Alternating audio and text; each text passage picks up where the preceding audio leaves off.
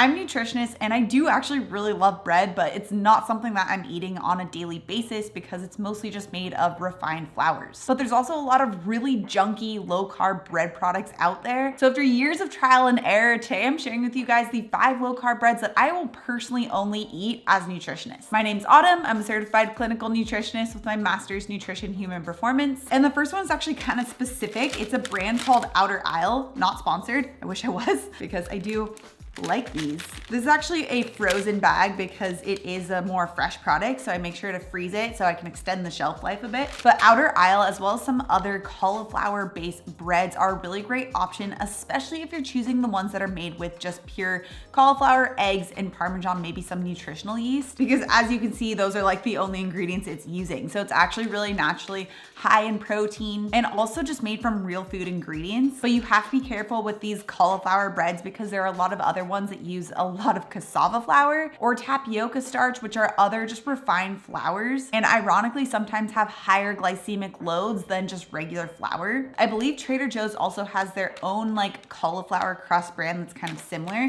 but this is the one that I personally use. Okay, the second one is one that I personally haven't used before, but a lot of my clients use, and it's one that I will recommend, and it's the Julian Bakery Paleo or Keto Thins. So what I like about these is that it's kind of more similar to regular bread, and if you want that like bread experience, then you can get that with this product. But unlike a lot of the other low carb bread products, it's actually also still made with real food ingredients. So for the keto thin option, it uses almond flour, eggs, grass-fed butter, organic cream cheese, vanilla extract, and baking soda. And then the paleo thin option uses almond flour, coconut flour, egg whites, psyllium seed powder, lemon juice, potassium bicarbonate, and sea salt. So they both come in at 1 net gram of carbohydrates per serving, uses real ingredients, doesn't use inflammatory oils, and doesn't just rely on wheat starch or like gluten protein, which is often what you'll see in these low carb products. Okay, the third low carb bread on my list are egg wraps. So not really like a bread, but more of like a wrap alternative. Egg Life is probably the most common brand that you'll see. I love that these are pretty much just made with like egg whites, and that's pretty much it. You could even make your own at home if you wanted to as well. It's almost like making a crepe, but each wrap comes with 5 grams of complete protein, and considering so many people are already really massively undershooting on their protein requirements, this is one way to just kind of sneak in a little bit more protein while also still using real whole food ingredients. So egg wraps are really great to just use as a wrap alternative if you're making sandwiches or if you're making something like a quesadilla. Okay, the fourth option that I've used quite a bit in the past, I just had to grab it from my pantry, are actually coconut wraps.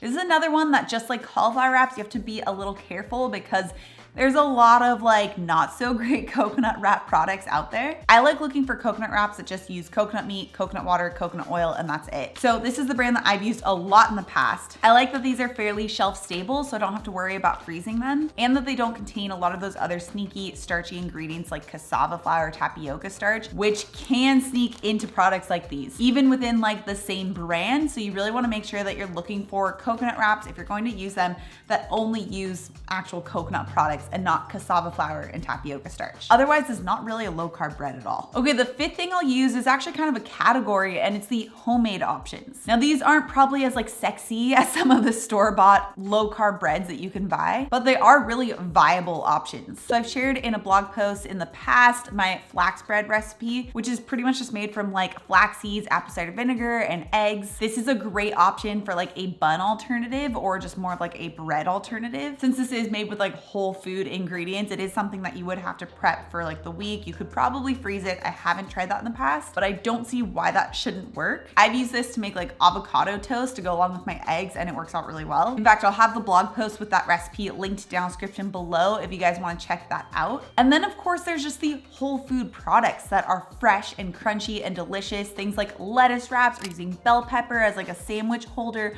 or jicama, which is really great to use when you thinly slice it for making taco shells, or you could also use it for just a regular wrap. These are much lighter options. They are fresh food options, so you do have to watch out for them possibly going bad, but they definitely help to switch it up and really provide a lot of variety with your wrap and bread options. Now, if you like this video, make sure you check out the 10 snacks that I'll only eat as a nutritionist with this video next. Also, if you're new to my channel and you love this science-backed information, make sure you subscribe right here. Come out new videos every Tuesday and Thursday. All right, guys, thanks so much for tuning in, and I'll see you in my next video.